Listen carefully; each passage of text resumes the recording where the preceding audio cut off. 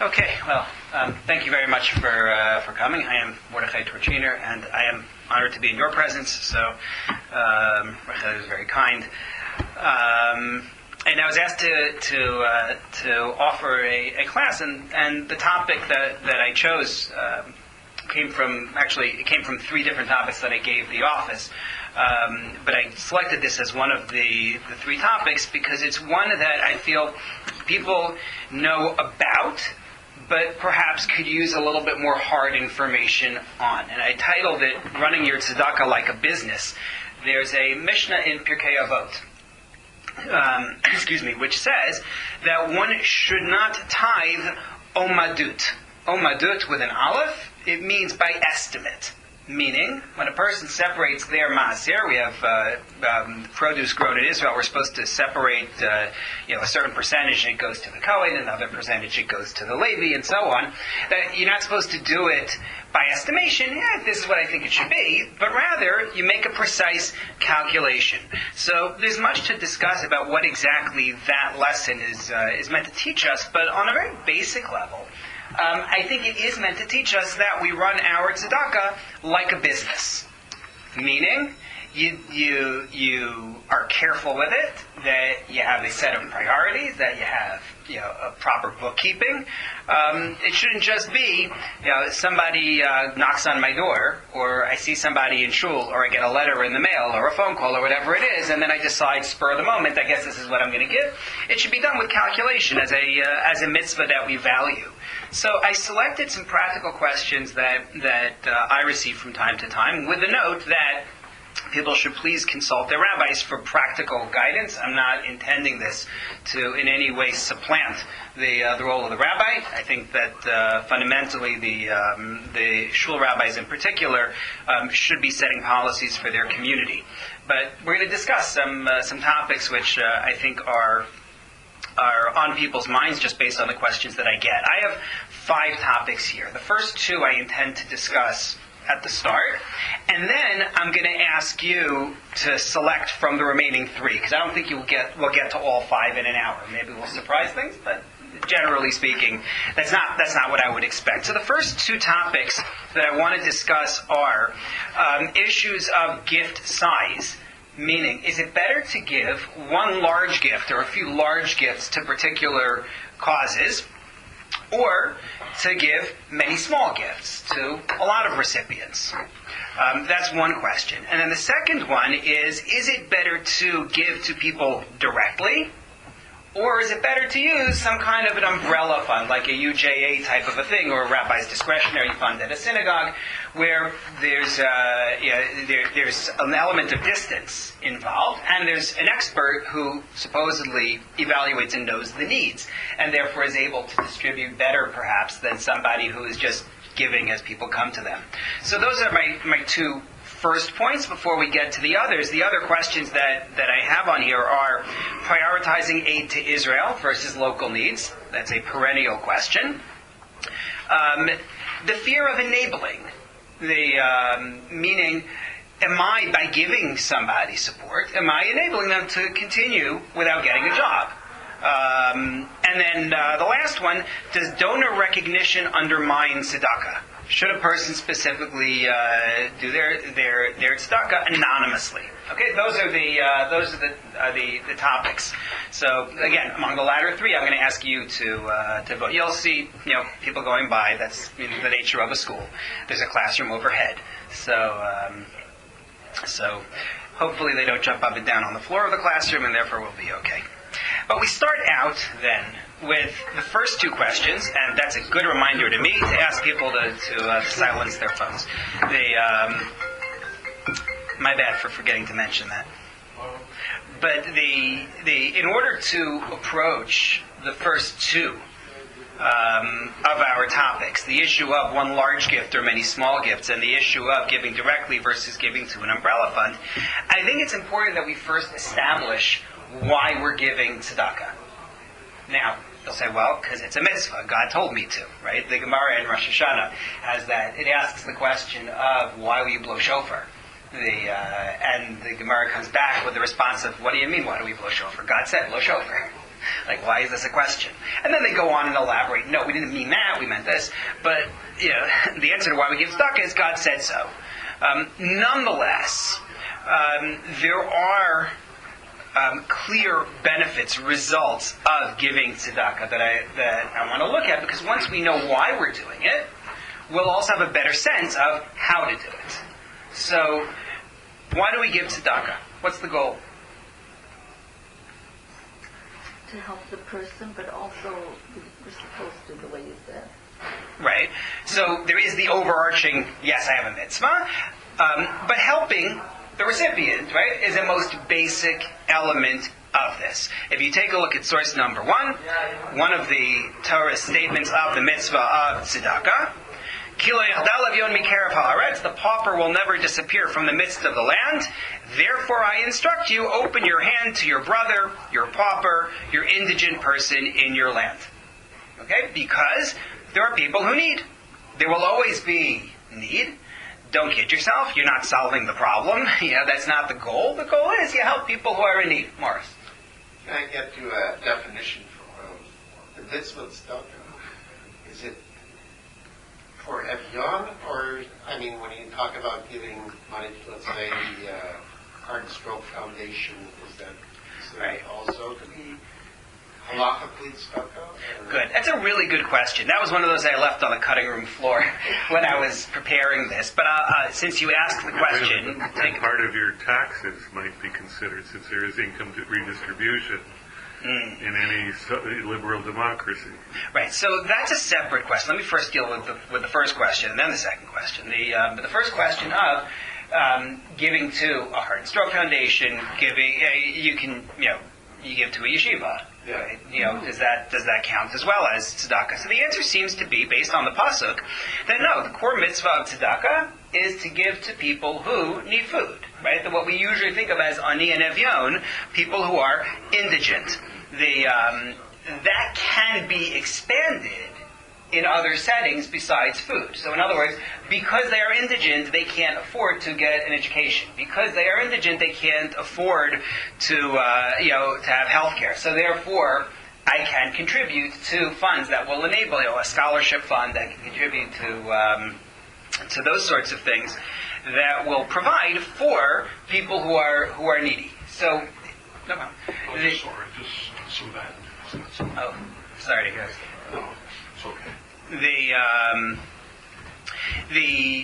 We're just dealing with a tangential question that came up, which is we looked at the first source. We were talking about goals of giving tzedakah, why people give besides the fact that it's a mitzvah. And the first goal we established is to aid the needy, which is the way it's framed in source number 1. But then the question was, so if that's the case, then when you give to the Heart and Stroke Foundation, does that qualify as tzedakah? To which my answer is the most basic framework that the Torah gives is indeed helping the needy, providing them with food, although, as we noted, it could be expanded to include providing them with the means of education, providing them with the means of health care. Fundamentally, though, it's about helping the needy.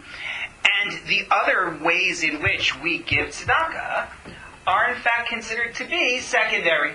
They're not considered to be as important. So that Rabbi Moshe Heinemann did a remarkable job a few decades ago in Baltimore of coming up with a set of guidelines, which they published within the city. And if I remember correctly, one of his principles that he established is that the simple majority of one's tzedakah expenditures should be to directly help needy people, as opposed to some of the institutional tzedakah that people engage in, even though institutional tzedakah will trickle down to help those who are needy and couldn't manage these things themselves. Yes? So if a portion goes, or a big portion goes to administration, is that considered ethical? So that's a really good question also, not on the list either, but I'll mention it again just because, again, it was asked, and I'll come back to your question also that you had proven. But that's a really good question that's much discussed, and the answer seems to be that it's considered justified as long as it is standard overhead. Meaning, everybody knows that a business has employees, and everybody knows that in order to be able to collect funds, you're going to need to pay somebody. However, you have to make sure that you don't transcend that everybody knows area for two reasons. One is the issue of donor intent. It's very important within halacha that donor intent be honored. The Gemara in Bava Basra talks about this issue. In one of the things that I expect we will get to a little bit later, the Gemara talks about somebody who wants to earmark tzedakah. So, for example, you see somebody on the street, and you want to help them, but you're concerned about where the money is going to go. So you say, I want you to use this for food, or I want you to use this for clothing, or, whatever it is. Is that binding in the eyes of Jewish law? And the answer seems to be yes. Now, what they're going to do, how much are you going to be able to follow up? Not really. But it is, at least in theory, binding. So that leads to a tshuva responsum. I want to say it's from Rabbi Moshe Sternbach. I think he was the one who addressed this question. He was asked about a tzedakah in which the person who was collecting was taking large sums for administration, if you will. And he had been asked to write a letter endorsing the tzedakah, and he refused. He said, based on what you're taking as overhead, I can't in good faith endorse the tzedakah. And he ended up writing a letter endorsing the tzedakah, but not the collector. That was his way to frame it. If anybody wants to see it, just email me. My address is at the top of the page, and I'll be glad to send you the actual responsum on that. But that's one issue, is the issue of donor intent. And then the other issue is that you're cheating the recipients of the tzedakah themselves, because people donate, and the recipient is missing a good chunk of it. So it's something that's going to be dependent on the situation. What sort of efforts are they putting into it? I did a program when I was a shul rabbi in Pennsylvania. I did a program for teens in which I actually taught them how to read the Form 990 that charities would have to file, so that they'd be able to learn about what was going for program expenses and what was going for publicity, overhead, all the other things that are done. Because I wanted them to get that understanding that you do have to look at it. It isn't just a matter of saying, "Wow, this helps sick children. I want to give them everything." You have to look more carefully at it. The other question that was asked was the question of, what about if my tax dollars are going for organizations that we consider worthy tzedakah organizations? Anyway, and it's, like I said, it's income redistribution there also. Right. So the basic answer is that which I am required to give, that which I'm going to go to jail if I don't give it, is hard to construe as tzedakah. Because that's not why I'm not giving it to help people. I'm giving it to stay out of jail. Whereas if it's something that is an optional thing, that's a different story. That's the short answer. There's more to be said about it. This question comes up in terms of day school tuition, or high school tuition for that matter. Meaning, a certain chunk of what one gives for tuition is realistically going to subsidize people who can't afford to pay full tuition. So, can you make the argument that a chunk of what you're giving is actually tzedakah because it's supporting education for others? And that argument is indeed made by some halachic authorities. And then the response comes back, well, you have no choice. But the answer is, I do have a choice. I could go to the scholarship committee just like everybody else does. And then I wouldn't end up needing to subsidize other people. So there is that argument to be made. But coming back to why we give tzedakah, what the goals of tzedakah are. So we've established a first goal. Come on in. Water's fine. We've established a first goal of aiding the needy. I'm going to go a little further with this. I had another goal. Oh, you say another goal. Go for it, please. Remaking the world in your own image. Meaning that even if you're saying it's for the needy, if you happen to be a candlestick maker, you might decide to help the other candlestick makers who have fallen in hard times. In other words, even within that goal, there's an element of remaking the world in a way that you prefer as opposed to others. That's really interesting. I hadn't thought about that, but I grant you that as a subcategory. It reminds me of the story that the Talmud tells. The Gemara in Sukkah talks about a shul in Alexandria, and whenever I remember that story, I remember a speech by my shul rabbi when I was growing up. He talked about how when you went, if you would walk around shul during davening, at a certain point, it was a little bit noisy at one point in the shul's history. You may be familiar with shuls like that. He said you could actually read the newspaper by going section to section in the shul, because if you went there, they were talking sports. If you went there, they were talking business, real estate. I'm reminded of that because the Gemara in Sukkah tells the story of this large shul in Alexandria, in which people sat by guild. So all the coppersmiths sat here, all the tailors sat there, and the idea was when you came to town and didn't know anyone, that was how you would find your chevra, basically, and you would get work that way. So that's what you remind me of with the candlestick maker helping the other candlestick makers. That's where you would sit with them, and that would actually assist and you. In Europe, they studied Mishnah that way because we found old Mishnahs at the Nazi property of the Woodworkers Guild. Really? Yeah. Huh. And so they obviously in Poland and in various places studied as that way, which Very interesting. I didn't know that. I find tremendous. But then from university days, there's something called psychic pay. And that's one of the other reasons why you do something. It really makes you feel good. Right. So that's a separate. Psychic pay. Right. That's a separate point, though, because I'm trying to do it in terms of what the Torah's goals for you are.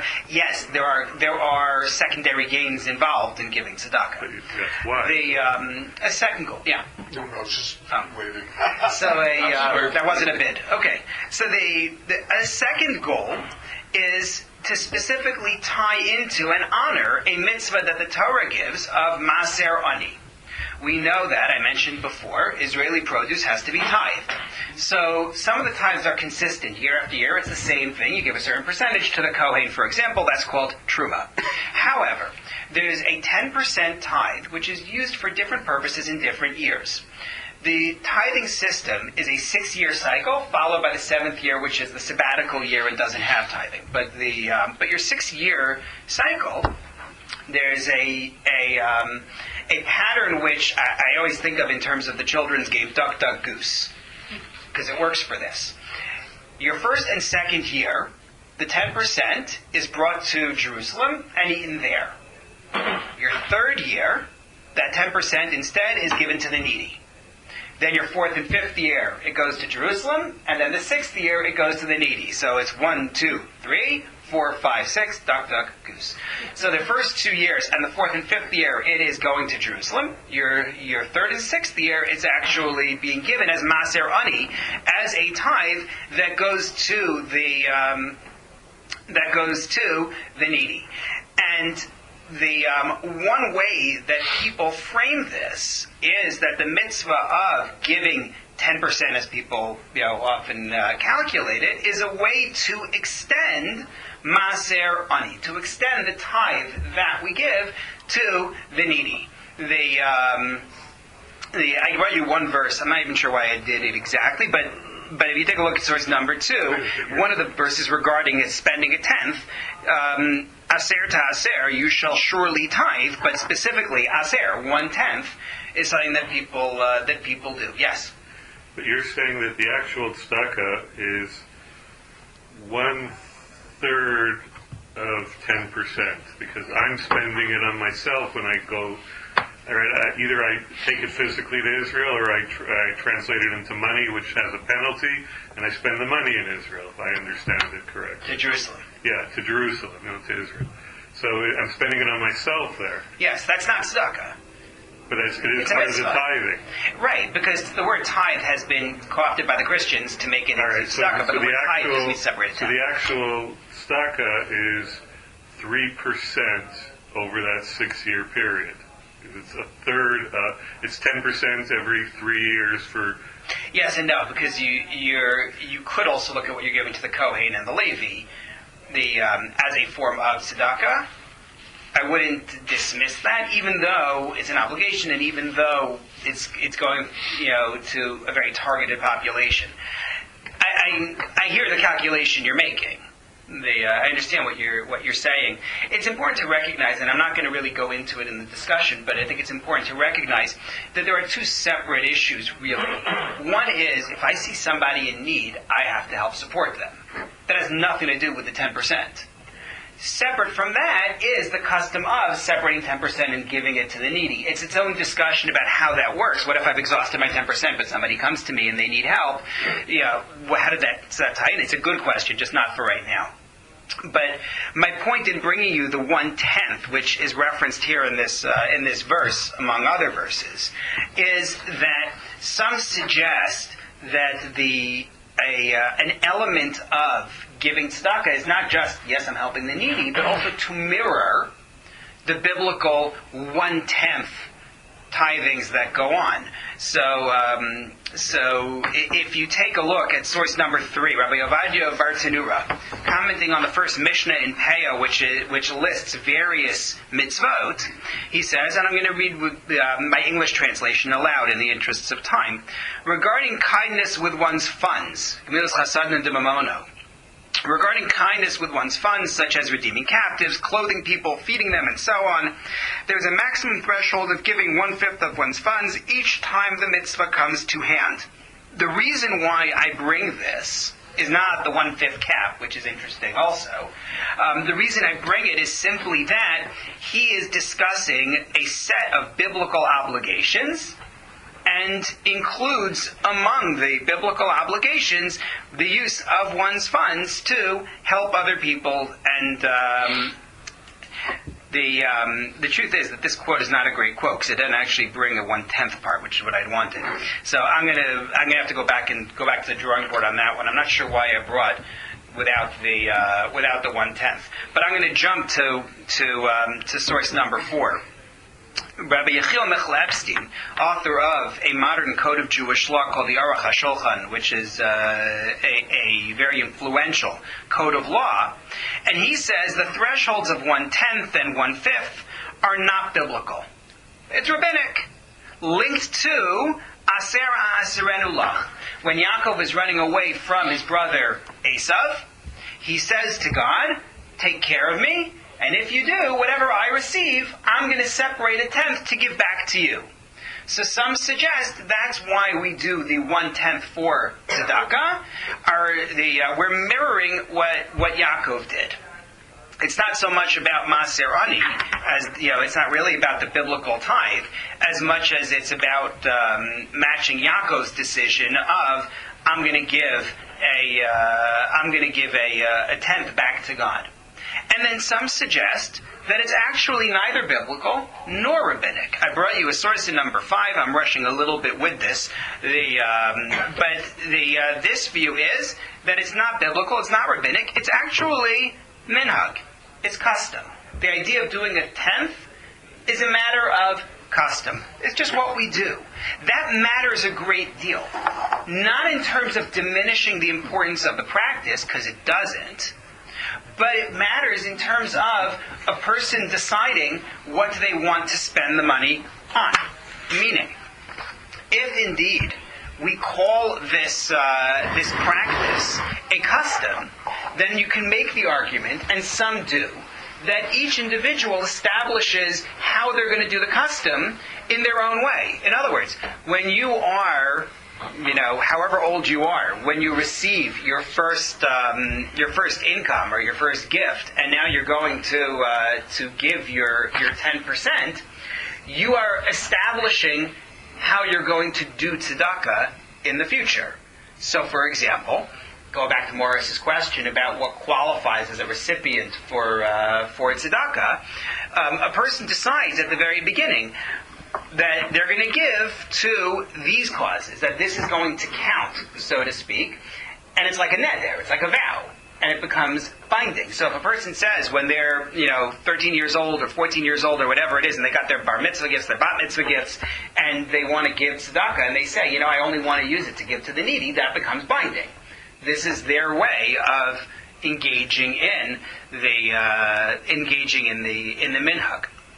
But this is a little bit of a side point. I just wanted to show you that in addition to aiding the needy, we have biblical precedent for the idea of the 1/10 in particular, and maybe that's what we're extending when we do the 1/10, whether it's biblical, rabbinic, or custom. The third part of this, though, the third goal is the one that I really wanted to make sure to highlight. And that is the reflective part of tzedakah. Meaning, it's not only about who's on the receiving end. It's not only about echoing biblical verses and rituals. It's also about improving ourselves. developing ourselves as merciful people. And this comes back to why I didn't want to say the 3%, because there are other ways in which Israeli produce is subject to tzedakah. One example of that is the mitzvah of payah. Anybody know what the mitzvah of payah is about? Sorry? Corner, right? The edge, right? When people use the term payos to refer to the hair here, it's the corners of the head, pa'at harosh. But in this case, payah, what we're talking about is the corner of the field. And the idea is, as the Torah says, when you are harvesting from your field, you're supposed to leave the end for the needy. Supposed to leave a little bit at the end. The Torah does not give you any statement of what the percentage is. That's discussed rabbinically. But the value of this is more than just another way to help needy people. Take a look at source number 6, please. The Sefer HaChinuch is a book collecting the Torah's 613 mitzvot. It largely follows the count that Rambam Maimonides made. It was written anonymously. There's some thought that it was Rabbi Aaron Halevi. It's not clear. But look at what he says about the mitzvah of payah, of leaving the corner of the field. He says, God desired that his nation should be crowned in every good and precious trait, with a spirit of blessing and generosity. As I have already written, the soul is inspired by our activities. Right? That's a very important principle for the Sefer HaChinuch, is that you affect yourself, your personality, by your actions. And so the soul, will become good, and God's blessing will come to it. There's no doubt that when a person leaves some of his produce in his field, rendering it ownerless for all to benefit, you will see in his spirit satisfaction, a proper and blessed spirit, and a sense that God has sated him with his plenty, and his spirit will rest in goodness. One who gathers everything into his house, and who will not leave behind any blessing for the needy who saw the field with its standing grain and who long to fill their desire with it, for they hunger, demonstrates a wicked heart and bad spirit. In other words, the person who says, I want to get everything, I want to get as much as I can out of this, is cultivating within himself a sense of greed, of I want it all. A person who knows from the get-go, I'm going to stop short of taking everything. Think about the advice I heard growing up as a kid from my parents about eating. And I'm not talking about the one that says have everything on your plate because there are starving children. I'm talking about the philosophy of leave something over. Don't take everything. You go to the smorgasbord and thank God they're beautiful and full and they have all sorts of different foods. You don't have to take everything. You can leave something out. There's an element of learning self-control in that case, which can be healthy. But in terms of this, the field, and saying, I'm going to stop short and leave it for the needy, you train yourself in generosity. It's a different point of view that says, I'm not out there just to take whatever I can take. So it's about the effect on the person who actually is giving the tzedakah. Look engaged. It's about the person who's giving the tzedakah, who also comes away having learned something from the experience. This has great practical applications. If you take a look at source number 7, this is always fun. The Torah has a mitzvah of what's called in Hebrew prika u'te'ina, unloading and loading. Meaning, if you have if you see somebody whose animal is struggling with a burden, so you're supposed to help him to unload the animal. If he's having a hard time loading the animal, you're supposed to help him load the animal.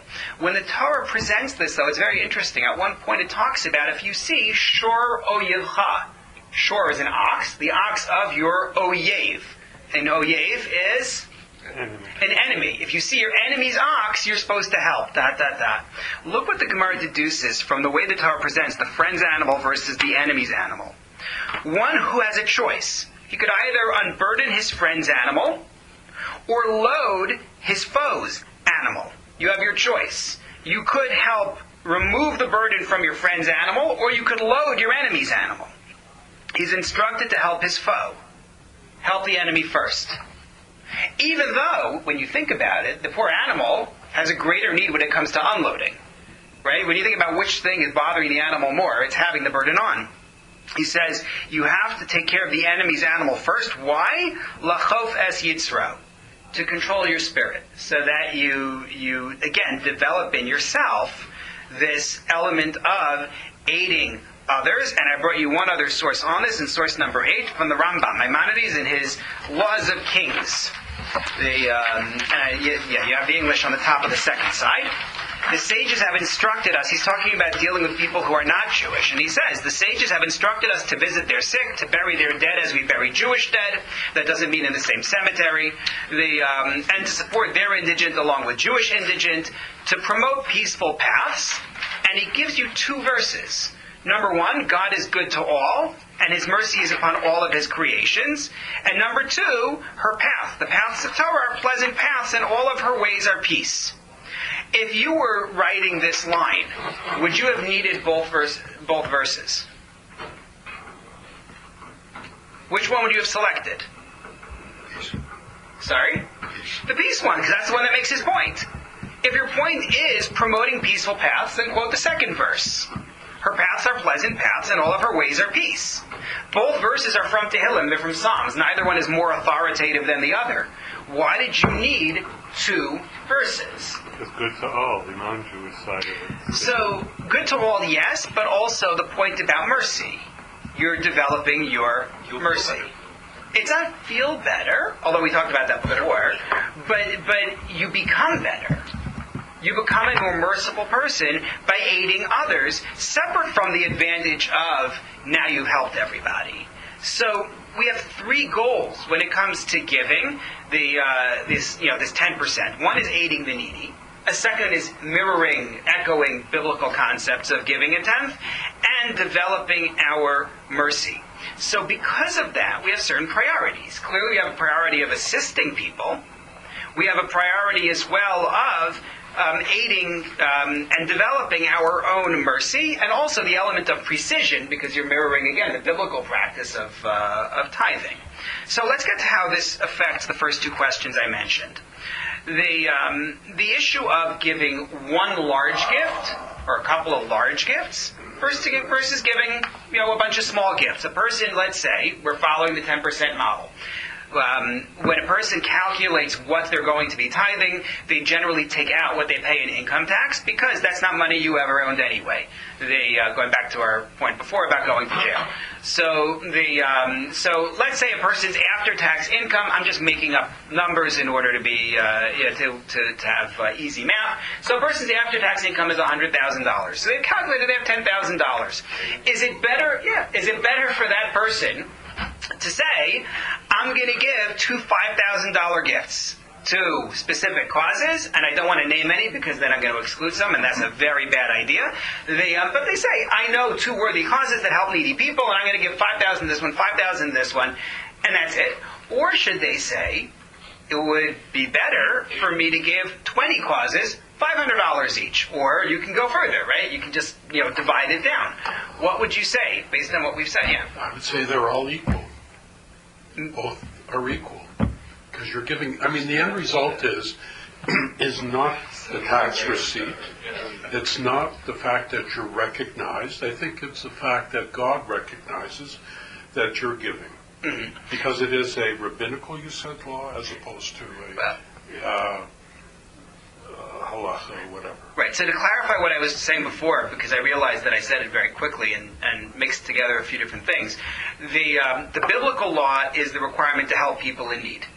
I see somebody in need, I have to help them. What may be rabbinic or may be custom is the 10% standard. But the actual aid is a biblical responsibility. But what you're saying fundamentally is, look, you're helping people, you're giving out the same sum of money in the end. So you're presumably making an impact on people to the degree that you're giving that sum, whether it goes to... And the other question would be, someone who can't afford but gives, as opposed to someone who can afford and gives greater. Is it equal? I would think it is equal. I mean, in the sense that not the amount of money, but the fact of giving. So we have a principle within Judaism in general, which is everybody is supposed to do what they can, as long as you focus your heart towards God.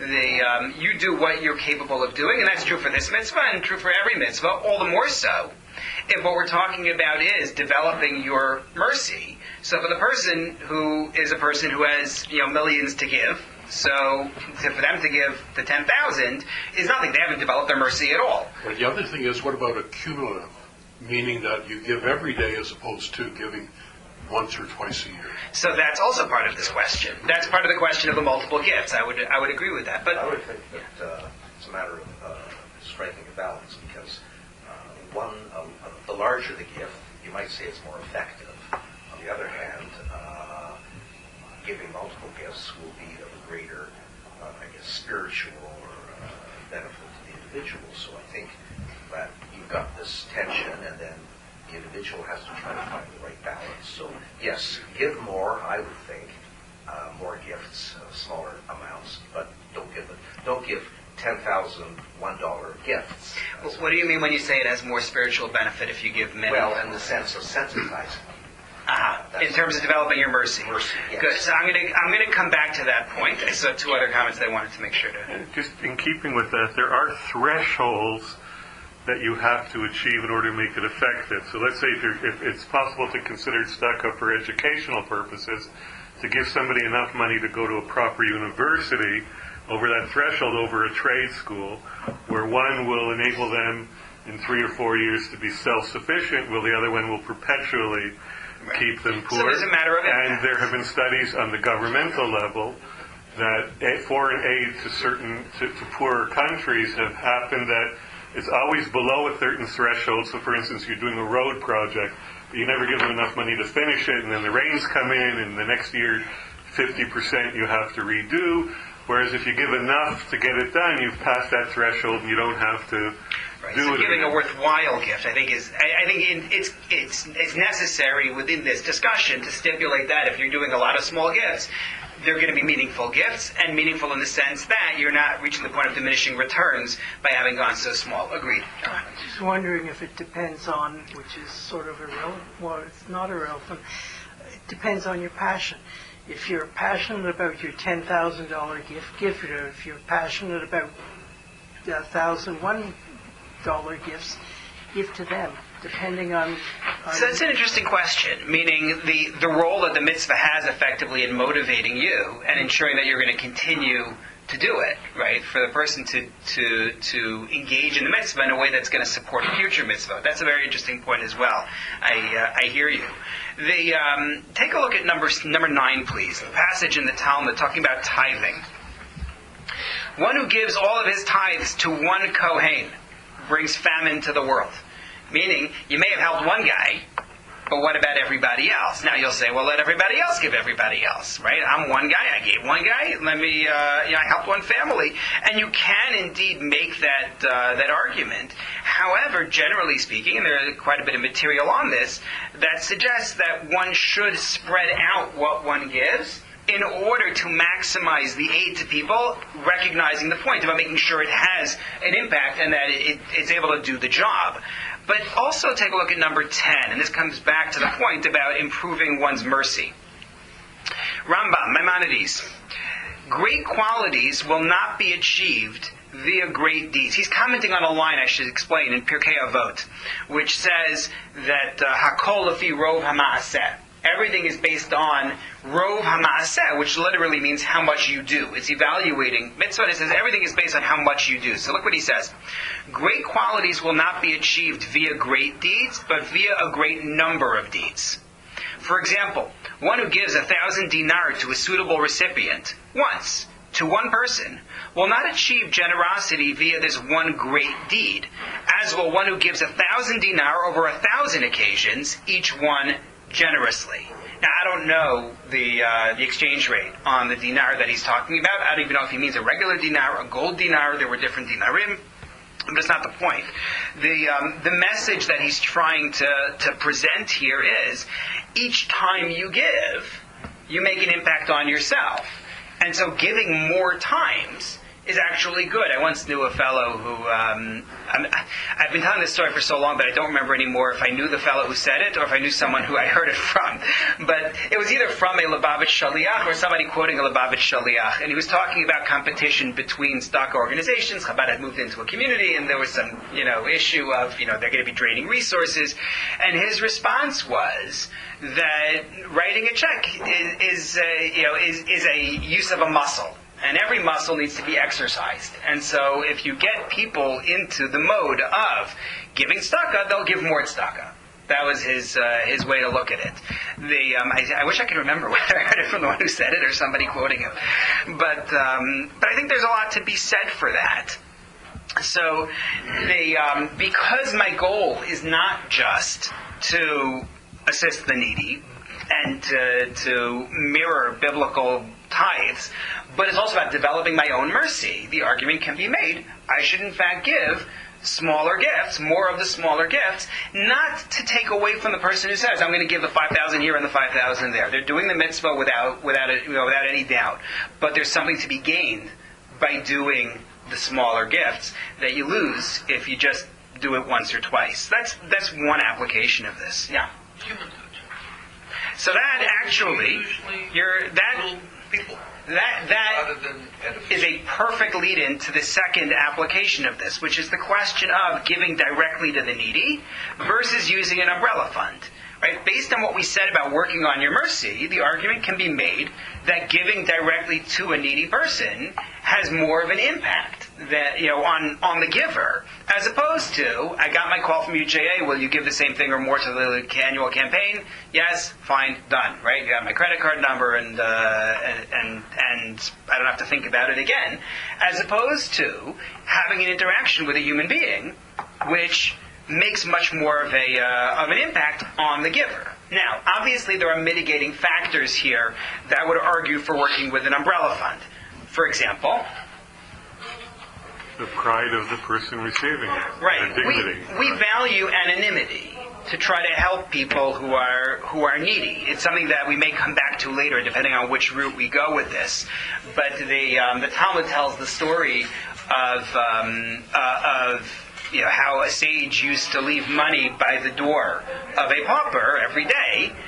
And one time the pauper wanted to catch him, and he wanted to know who's helping me, and he ran away to avoid being seen. Like the idea of anonymity and protecting the dignity of the recipient is very important. So you don't want to reach a point where you're specifically looking to give to people to build up your mercy and then embarrassing them as a result. That's kind of self-defeating.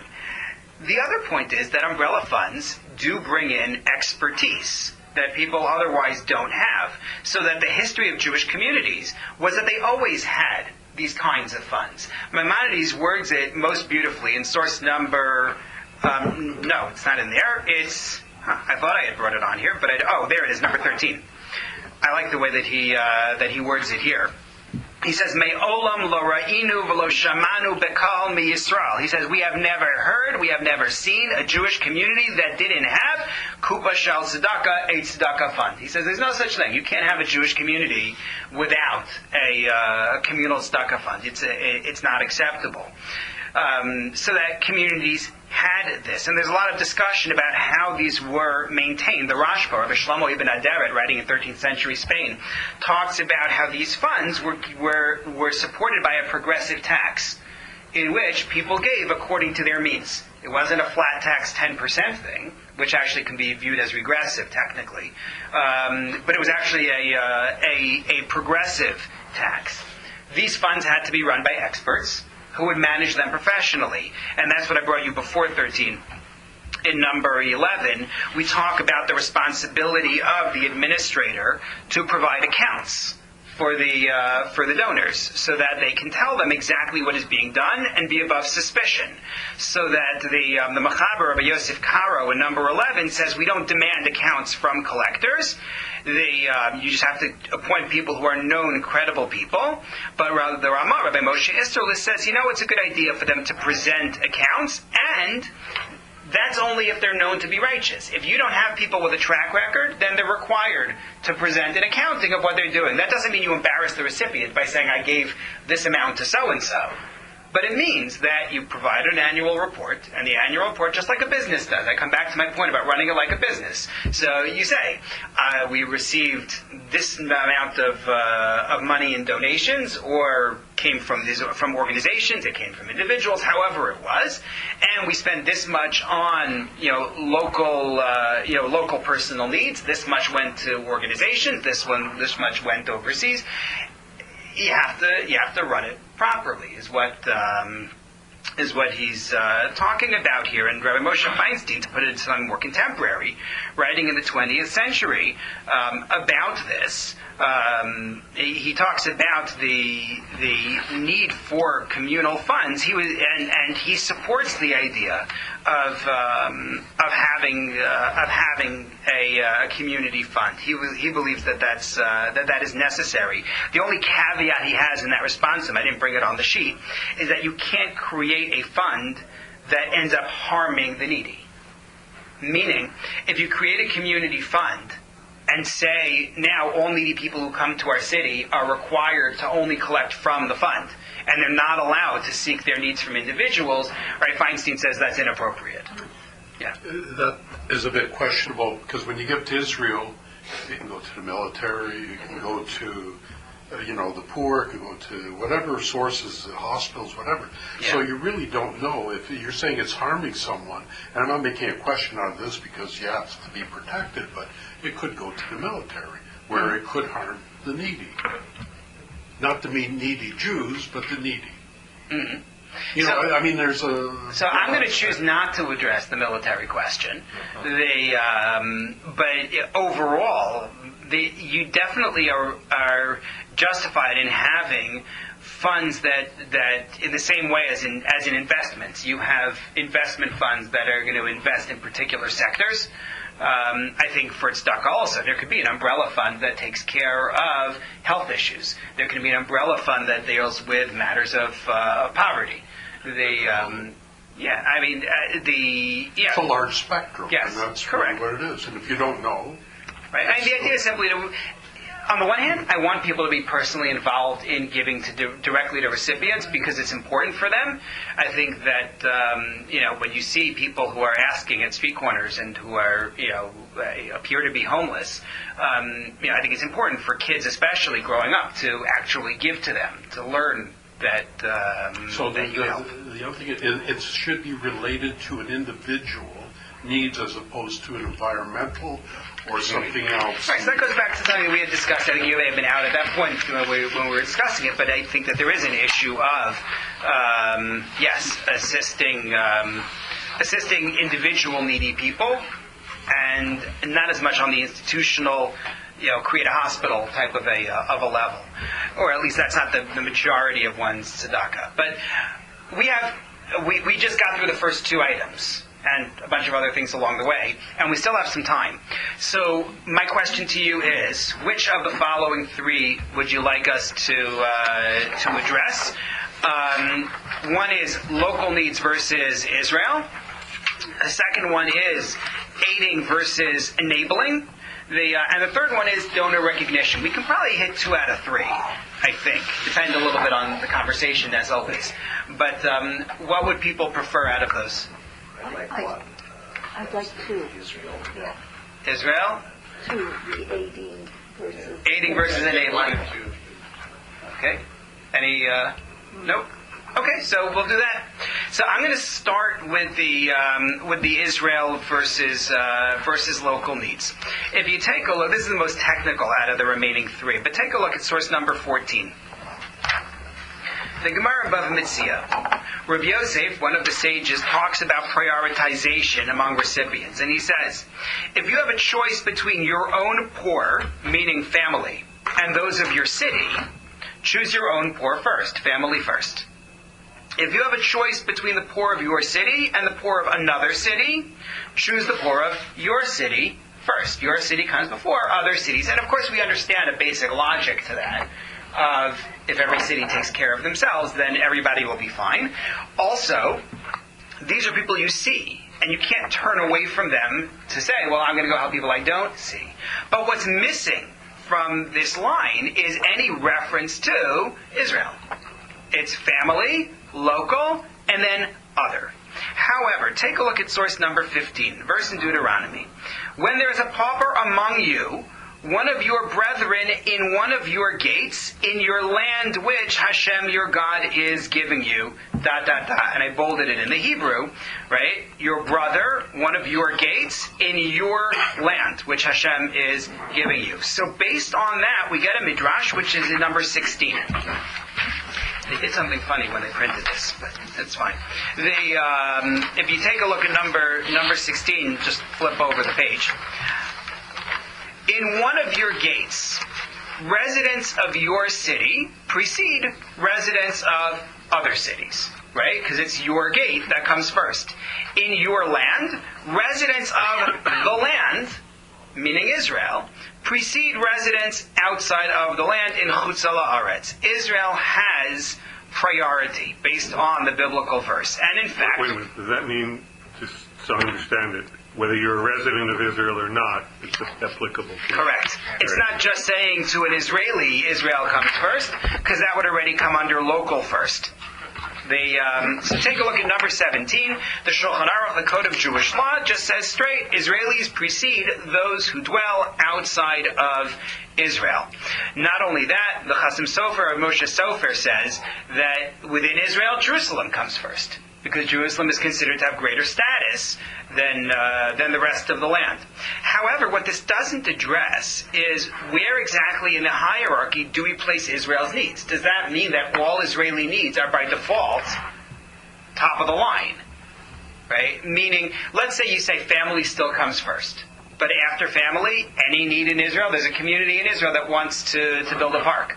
Does that come before a local community that maybe needs to fund a school? Like, where exactly do you place this? The Chidor, Rabbi Chaim Yosef David Azulai, actually served some time as a tzedakah collector.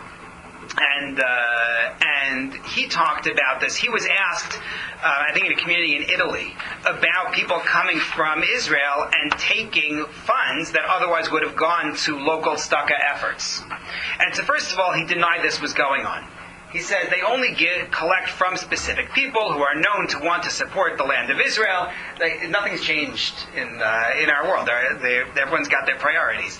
So he says they go to certain people who are known as big supporters of life in Israel. They don't take from the community collection. That's number one.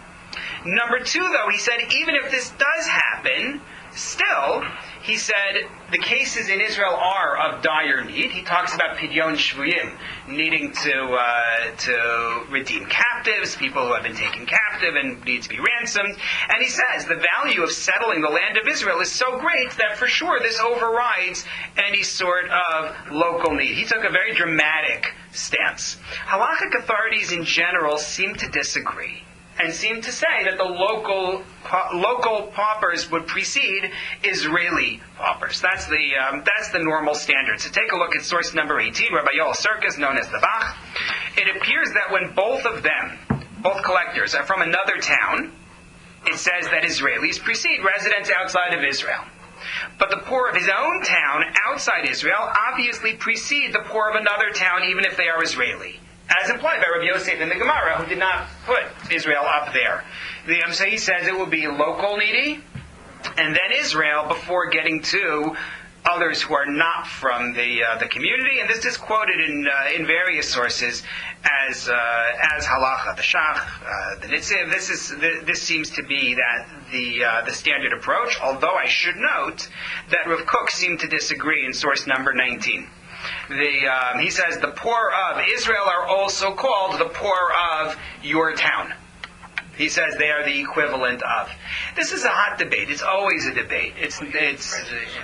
So, did he write this when he was living in Lithuania, or did he write this when he was already in Israel? It's an interesting question, but that's his ruling. Yeah. It's hard to do this without a timing. If you're talking about 1939 in Germany, then Israel would come first because the German community may probably lost. If you're talking about now or maybe in 1950, then obviously, or maybe not obviously, Israel would become first because it's in more danger than we are here. So I think timing is really a factor which would influence or should influence your decision as to the value of the gift as well as right, and that speaks to the question that I introduced this with, which was the question of, are we talking about the equivalent of life-saving needs locally, or are we talking about where they want to build a park there and we want to fund a school? I think that the assumption has to be we're talking about equivalent levels of need, which, as you know, will change over time and change depending on what the cause is. And I'm not saying that to diminish the importance of parks. They're of great importance not only for the individuals who use them, but for the identity and durability of the community. But yes, I think you're right about that. Okay, let's talk aiding versus enabling, because that's also a fun one. The donor recognition one is also fun. I recommend looking at the sources on the sheet because they're there. But in terms of aiding versus enabling, this is also a very big question. Clearly, we prioritize helping somebody become self-sufficient. I didn't bring it on the sheet, but the Rambam, Maimonides, has a hierarchy of 8 levels of tzedakah, and the greatest level of tzedakah is not what people usually think of as tzedakah at all. It's getting somebody a job, giving somebody the means of working, or working your way down the hierarchy, lending them money that they can then invest in being able to do work. So you provide loans to a farmer, that the farmer is able to hire workers, get seed, get the equipment necessary, and work. If you take a look at source number 20, that emerges in the Shulchan Aruch, in the Code of Jewish Law, when Rabbi Yosef Karo rules. There is a mitzvah of lending to the poor of Israel. Israel here does not mean land of Israel. It just means Jews. That's his phrase. And this is a greater mitzvah than tzedakah. He's calling this higher than tzedakah. You think of tzedakah, as including all the aid you give to others. What he's saying is lending is greater than giving somebody a gift. Why? Rabbi Yonasan Eibeshitz in source number 21 says, because when it comes to tzedakah, when you're giving a handout, the person already needs to ask. He's lost shame. He's now asking for just to be given something. Better to help somebody before they reach that point. Obviously, if I'm choosing between lending to someone to start a business and giving somebody food so that they can eat that day, the food is still going to come first. It's a more dire need. Nonetheless, the argument that is being made here is that you want to help people become self-sufficient. That's really what we would like, and to get to people before they reach the point where they're no longer self-sufficient. That's number one. Number two, if you have somebody who you suspect is dishonest, then we do say, you know what, better to make sure you're directing your funds towards those who honestly need. The Talmud has this line in number 22, let's be grateful to those who are Ramaim, tricksters, for if not for them, we would sin daily. What do you mean? Because there's a biblical verse that says that in the event that you see somebody and you don't help him, that person is going to call out to God and you will be liable for not having provided assistance. So I may not notice the legitimate people. However, the trickster is grabbing my attention and making me notice everybody, and then I will end up giving to those who are legitimate. But the implication of this, aside from this interesting take on people who are not legitimate, but the upshot of it is, the mitzvah is to give to people who really do need. So that Jewish law discusses investigating recipients and making sure that they actually are needy. If somebody asks you for food, we are taught, I didn't bring it on here, but the Rambam says it, in the event that somebody asks you for food, then you don't investigate. But if someone asks for other things that are not as dire and not as immediate, then you investigate first. Now, obviously, you can't do that with everything. A person comes to your door and says, I'm marrying off my child, they give you a letter from the Vad, and the letter says this is legit, and that's what you work with. That's what you have. Wait, but they usually don't say that. They usually just say that this guy is a God-fearing and learned person. No, that's not what the letters say. No, there's no detail. The letters that are, the local certificates that are issued are, the local certificates actually are much All more right. clear. No, then I stand corrected. I'm But wrong. just because we're running out of time, I want to make sure just to address the point on this, which is I think to a certain extent it depends on the amount one is giving. The person is giving smaller amounts that don't impact their ability to give to others, they can be more forgiving about it. If you're giving larger amounts, then recognize you're taking away from your ability to support others. There's a greater duty to investigate, and again, to give in a way that's going to enable somebody to be able to live, and enabling somebody to be able to become independent. That's really what we want to do, not to enable somebody to continue to collect from others. What if you're not sure, right? What if you don't know? I don't know. I can do what we discussed before. I can try to earmark and say, this is meant to be for food, this is meant to be for clothing, this is meant to be to find work, or whatever it is. But at the end of the day, what if I don't know? So you have to always keep in mind, we're dealing with what's called in the language of Torah a suffix deoraisa. It's doubt in a biblical matter, right? Meaning, this mitzvah of helping someone in need, to leave aside the 10% discussion, is fundamentally a biblical issue. So because we're dealing with a biblical issue, we always rule strictly. So you have to err on the side of stringency and support if you don't know. It could even be suffix pikuach nefesh. It's doubt about saving a life, right? On Shabbos, if somebody suffers some kind of an injury and I'm not sure whether they need to go to the hospital or not, I think it's legitimately possible they do need to, you take them to the hospital. It's suffix pikuach nefesh. If I'm willing to override Shabbos for that, then I'm also, I should be willing also when it comes to tzedakah. But if a person has a sense that by giving they're perpetuating a problem and not solving it, then I think under the rules for tzedakah, they should be looking for ways to help this person get beyond being a tzedakah recipient. That's what I would say. The point about the donor recognition you'll see on the sources there is that it's a very old Jewish tradition with many reasons for its existence. But you can look at the sources later. Thank you very much. Thank you.